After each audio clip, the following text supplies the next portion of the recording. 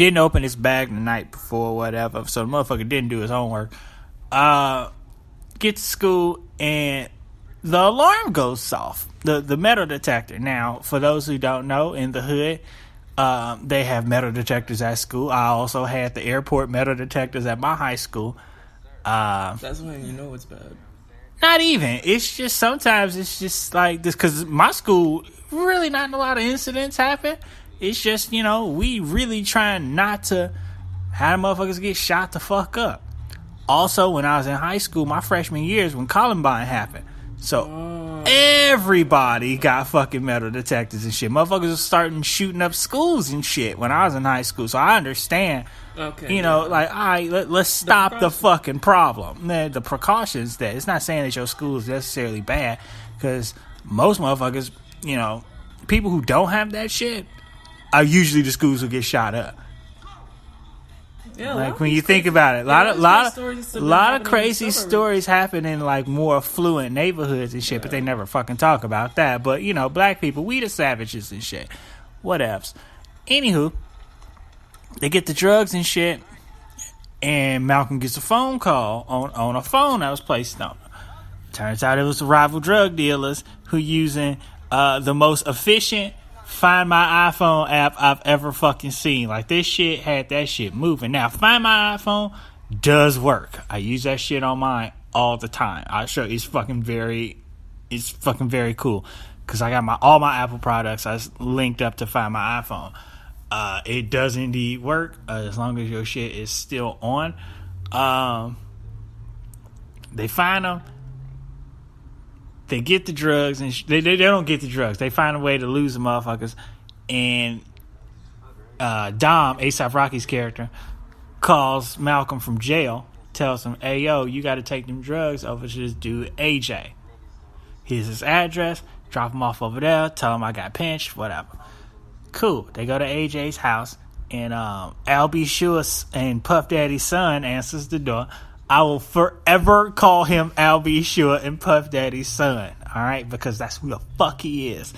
He's Al B. Sure's biological son and Puff Daddy's adopted son, with the crispest lining I've ever seen in my life. The motherfucker's cool as hell. He goes to my gym. He's fucking awesome.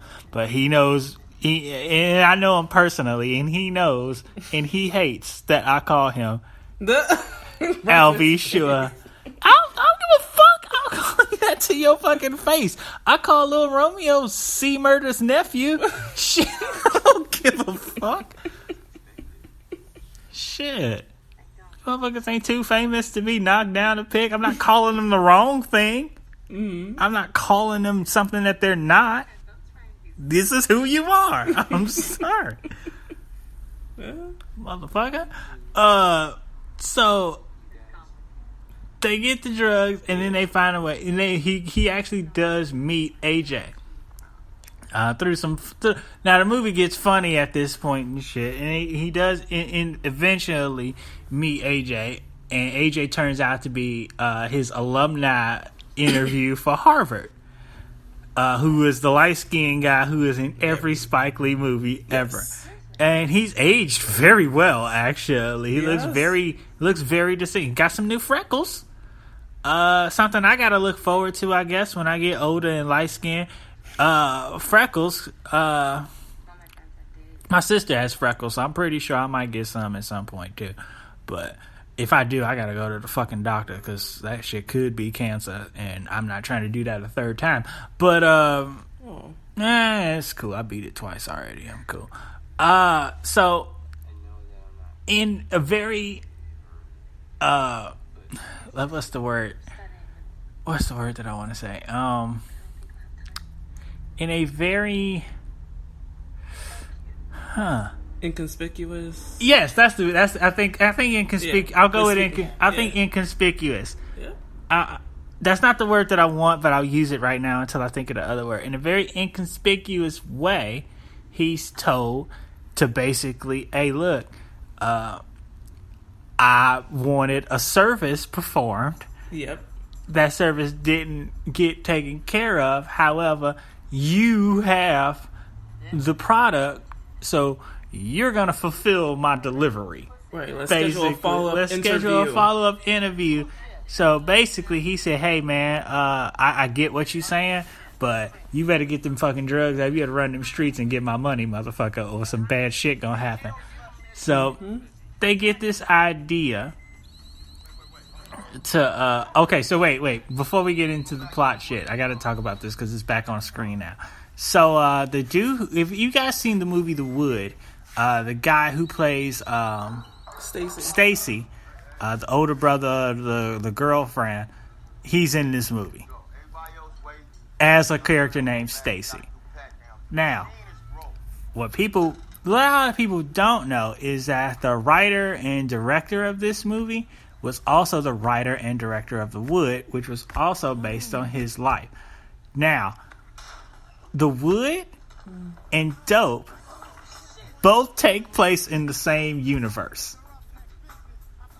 The Stacy in this movie is the Stacy in The Wood. Years later. Yeah, years later. Yes. So Stacy actually making an honest living. You know, he ain't no blood no more. He out here, you know, just basically, you know, doing high school security, which is actually a really good paying job, actually. I know some people who do high school security work, and it's not that bad. Some of them get paid more than teachers, which is fucking sad. But, not sad that they get paid, but sad that teachers don't. But, yeah. So, back to the plot. So they're like, all right, how the fuck we gonna sell this shit? These three motherfuckers are not drug dealers at all.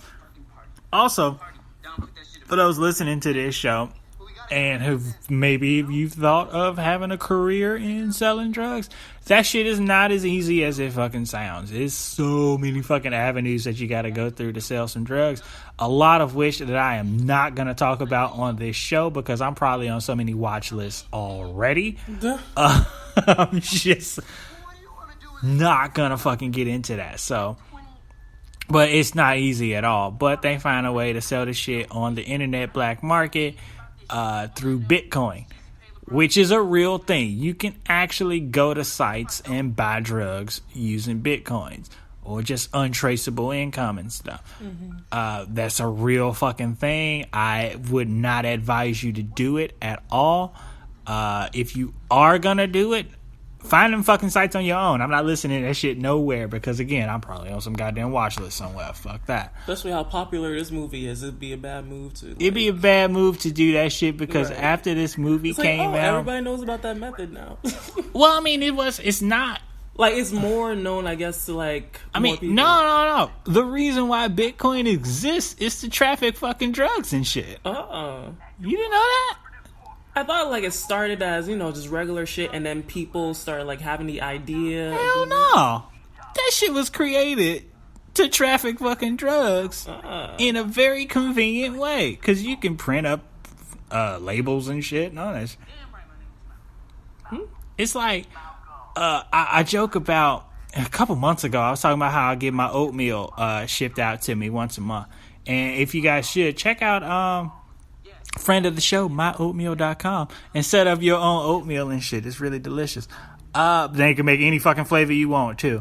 I gotta check them out too. They might have some new shit. But anyway, how they ship their shit out though, the My Oatmeal people, since it's basically a small business out of somebody's garage, the way it looks when it gets shipped to me, oh my god, it looked like I got a fucking kilo of fucking coke delivered to me and shit, right? Oh, shit. And I know my mail person, like, and if you don't know your mail carrier, you're fucking up. You're supposed to know, and you're supposed to tip your mail person around Christmas time too.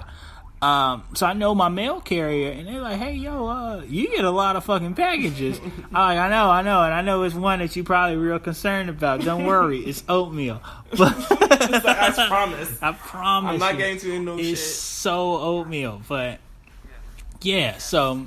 They start selling this shit on Bitcoin, dark market sites and shit. And they do pretty well because, you know, it's drugs.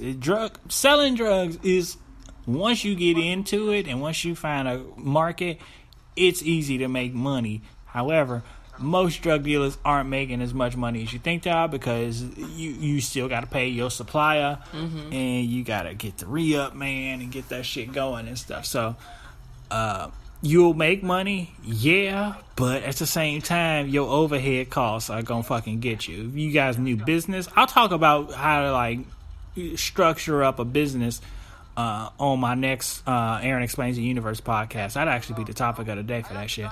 And legal stuff. Not, I ain't gonna tell y'all how to fucking sell drugs and shit, because I don't fucking know. But I mean, I know, but like, it's just I don't want to get myself fucked up. I'm not in the game like that no more. My hustle was never selling drugs. I just know that part of the business and shit. For those wondering what the fuck my hustle was, you just got to listen to Aaron Explains the Universe later this week. Anyway, so they start selling the drugs and shit. Everything's cool, whatnot. Now they got enough money to pay off the fucking AJ. So they go and make a Bitcoin exchange at this spot in the garment industry, which is a real spot too. It's like downtown. It's creepy as fuck.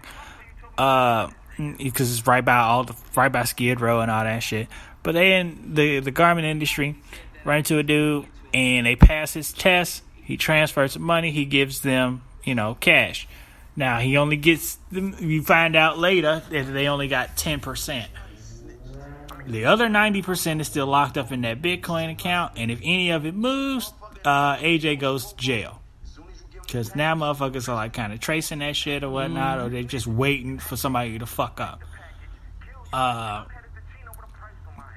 He brings it to him, he lets him know, be like, hey, we got you 10%, call it a profit. If anything happened to me and my family, you fucked. After that, Malcolm has this like realization that he grows up and shit. He needs to go to a gun range and learn how to shoot and properly hold a gun. Yep. Cause it got real tense at one scene in this movie, and he's holding up this gun all wobbly. He's about to shoot everybody. Yeah, the stakes were high. And fuck his face up. Yeah, I mean, I guess, the stakes is high, but at the same time, he could say, hey, they didn't have to give him shit, and just told him about the transfer. That's how I would have felt about it, but, what else?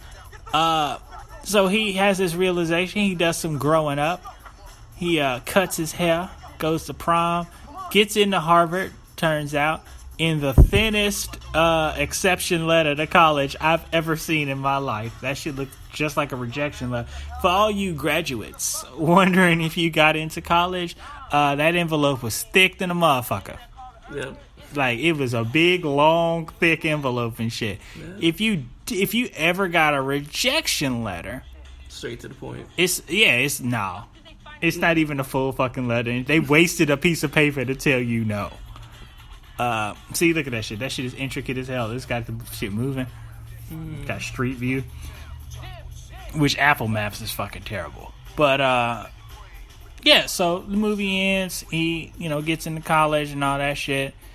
He writes his essay. He rewrites his essay, which is much fucking better than telling me about Ice Cube.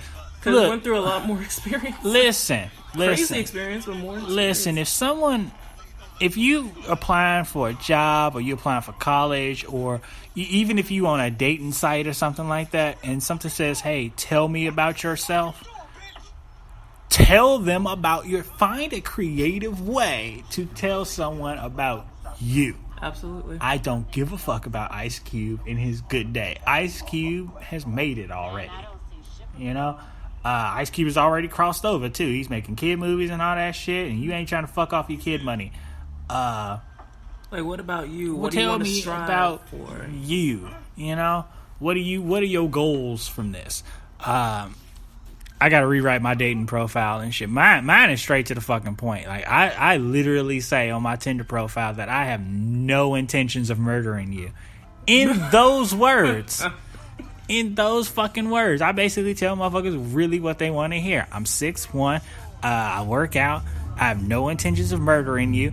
I'm just a Randy Savage looking for my Miss Elizabeth. That's how it is. And my dating life is fucking terrible, y'all. I'm actually like on a fucking break from dating right now. Unless you grandfathered in or we've already got something scheduled and shit. But like, after these next string of first dates that ain't gonna be good for nothing after that, hopefully, cross my fingers, but I'm good. Anywho, So, did I like this movie? Yeah, I did. I did like this movie. I enjoyed this movie a lot.